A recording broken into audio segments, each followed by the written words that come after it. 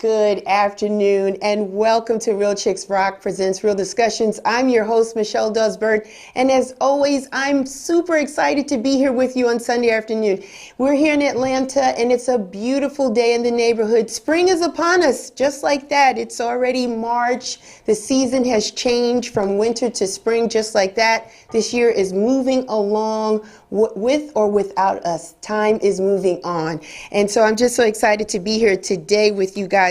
For all the new listeners, let me just give you a little bit of background about what Real Chicks Rock is all about. We're all about creatively collaborating, connecting, and raising awareness regarding issues that impact women by way of community service, public speaking, mentoring, workshops, and the arts. And the arts is this media platform in which we're here with you today, and I'm always excited about doing it. I am slowly approaching my 5th year in doing this, so thank you so much, guys, for checking this out every first and third Sunday at 2 p.m. Eastern Standard Time. We could not do this without you, so we're so thankful that you decide to spend some time with us every first and third Sunday so we can have these conversations.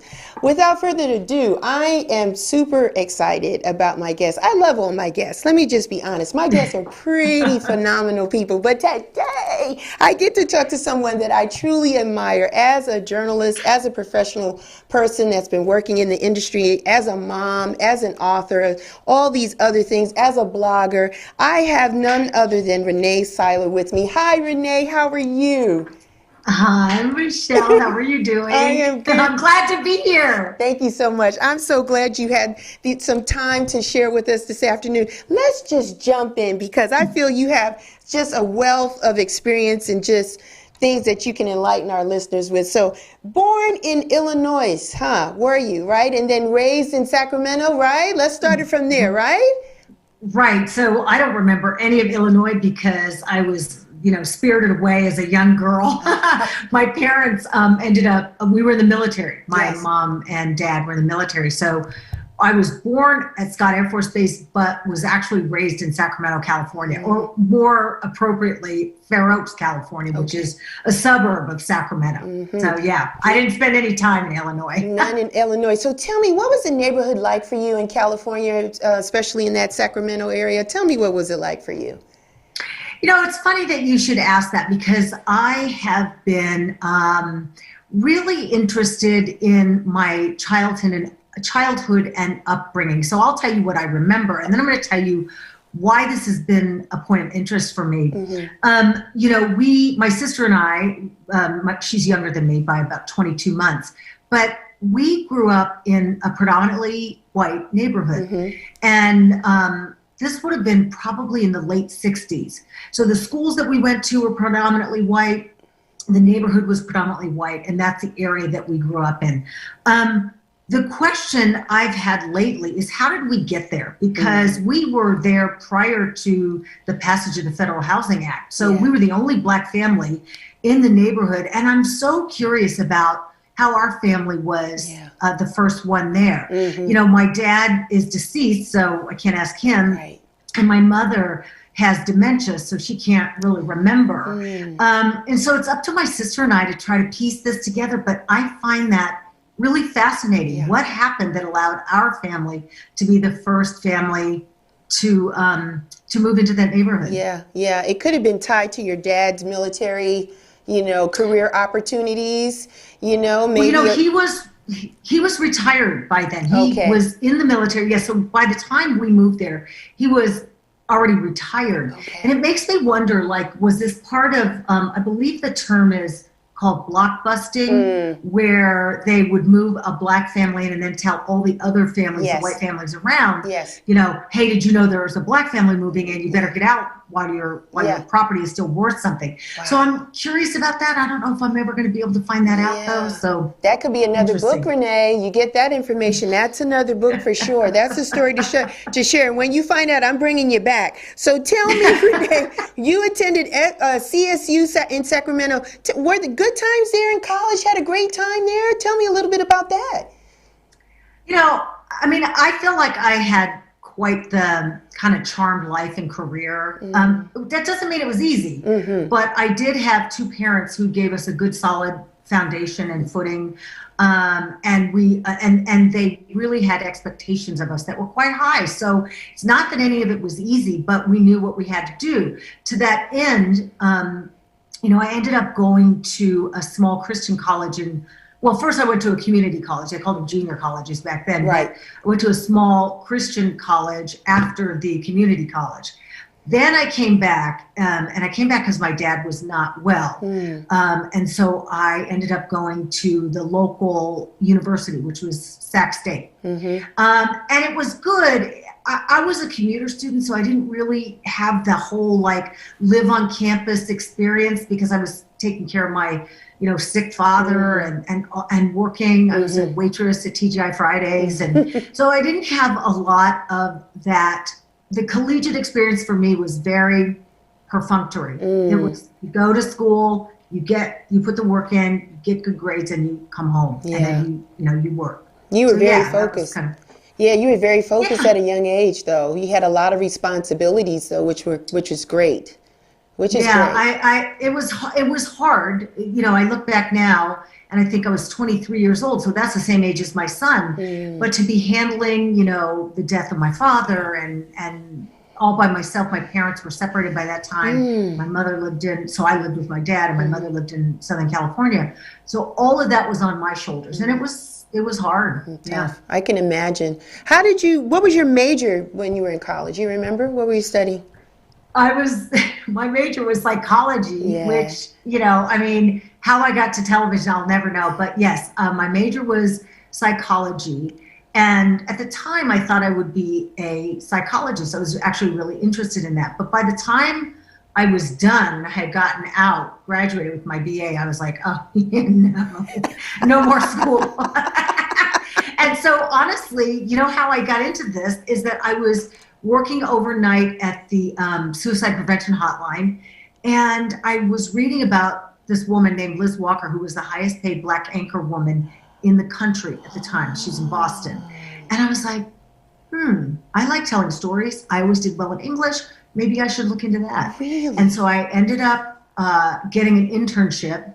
I just called up some TV stations that, hey, I'd like to have an internship, and they actually let me in. Like that. Wow. Just like that. And you know what? So the lesson in that was, you don't know the answer unless you ask the question.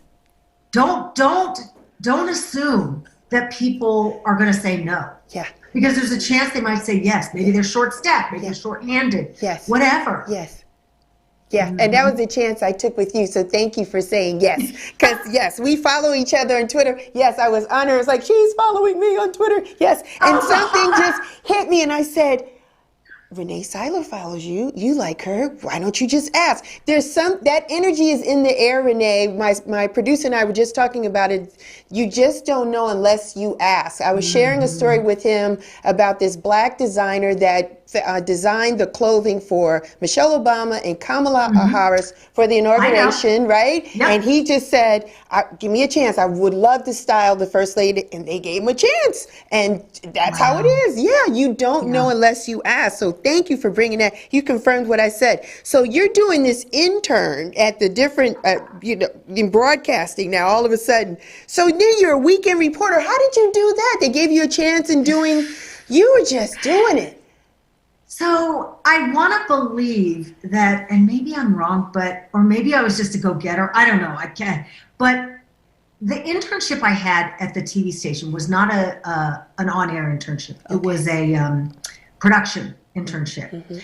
And so what that meant was that I was doing production work in the studio. I was running camera. I was ripping. I'm aging myself here, dating myself, because this was back in the day when they actually had script pack, so you would actually, typewriters. Yes. We actually with the ribbon, yes. So we had typewriters, and we had this thing that was called script pack, and script pack was a piece of, it was like 5 layers. And every layer had to go to a different person in the production department, the director, the anchor, the audio person, all of this stuff. But I had to rip those and sort them out and deliver them. none of this was close to what I wanted to do, but I knew that if I could get in there, I could sort of move laterally. Okay. And I think that that's one of the big mistakes people make is in not seeing the growth opportunities, that they assume that growth is linear, and it's not. It looks like this. Yes. The trajectory, Yes. right? Up, down, plateau, up, down. So like young people, especially, I'm really big on this. You've got to understand what the growth potential is and looks like. Yeah. Yeah. And so I did that. So, and I would also run studio camera. And then but on my own time, I made enough friends in the production department to go out on stories with, like a photographer. Yeah. And he would say, this guy I would go out with, he would say, look, I just want you, because he would be going out on his own, holding the microphone and asking questions. We call that a one-man band. Right. So he would be doing all of that. And he said, look, I mean, it would be great if you could come with me and you ask the questions. So it was helpful to him, but it was also good for me. Yeah. You see? Yeah. And so from that, I ended up getting a resume tape. And then I would just send the tape out, and then lo and behold, I got the job in Reno. And you never stopped. And so then you were in Reno, then it was Birmingham, then it was Dallas. You were just everywhere. How long were you in Reno before going to Birmingham? I didn't get a sense of how long you were at each area, though. So how long were you in Reno? I worked at 2 TV stations in Reno. So the first job right out of college and out of the internship, I was probably there like 11 months. And during that time, again, there were changes that happened in the station that enabled me to anchor, to try my hand at anchoring. Like the woman who was the main anchor ended up getting really sick. So the weekend anchor went to replace her, and they said, hey, what about you? Would you like to anchor? And I was like, sure. So it happens like that. Just sometimes you're the warm body who's there. And if you prove yourself to be reliable and you're just there, you just never know when that tap is going to happen. Right. So from there, I ended up at the station across the street. They poached me because I didn't have a contract or whatever. So I went over there, and I was only there for like 8 months, and then I ended up going to Birmingham. Okay. Birmingham, I was the first place that I signed a contract, and I was there for 2 years. Really? And then in Dallas, I worked for 2 TV stations in Dallas. One of them I had signed I guess it was a 3-year contract. And then I got fired I didn't get fired. They didn't renew my contract. And then I was married and pregnant at that time. So I sat out a year. Okay. And then I ended up going across town to another station. And that's where I was when I got picked by CBS. Now, CBS affiliate. In your early years with the Reno and Birmingham and Dallas, Rene, were there other people in the studios that were black? Were you weren't the only black person there? Can you remember? There might have been maybe a sound guy that might have been black, or another female anchor that was black, or no? Definitely no more on-air talent. Wow. I was the only one. Wow. So this would have been in about 89 or so, 88, 89. I think it's gotten better. Gosh, I pray. Yes. But I don't check their website. I don't know what's going on in Reno so much. In terms of other people in the studio or in the building, I'm sure there were 1 or 2 other, but not significant numbers. I hear you. Okay. You remember the first story you covered? You remember your first story? I don't remember the first story, but I do remember my first, this sounds so morbid, but like my first dead body, because, and that, by the way, that was probably about a month into being at CBS, being at the affiliate. I was at the CBS affiliate was my first job, the ABC affiliate. So those were in Reno. I worked at the CBS affiliate first, and the ABC affiliate. When I went over to the ABC affiliate, so I had already done 11 months or whatever, and I'd never seen anything like this. But then I went to the ABC affiliate, and I was must not have been, I'm not sure if it was on a weekend or not. It might have been a weekend because I think I had to report also.